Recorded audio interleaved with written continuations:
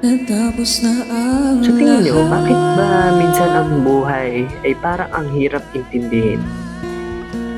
Nandito Dahil pa rin hindi ako.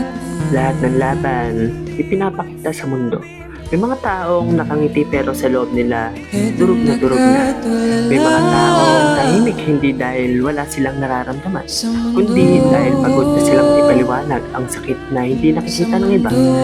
Ang totoo, hindi naman palaging mahirap ang buhay. Minsan, mahirap lang dahil pinipilit nating maging matatag kahit tayo mismo ang nangangailangan ng pahinga. Kaya kung may araw na pakiramdam mo wala kang nararating, tandaan mo, ang puno nga hindi agad namumunga, dumadaan muna sa bagyo bago maging matibay sa hangin at panahon.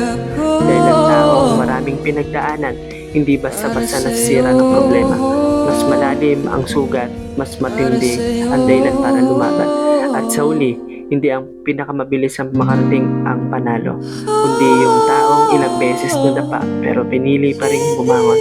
Kaya ikaw, nanonood at nakikinig, kung may natutunan ka sana sa iyong pagbalik, okay ka na.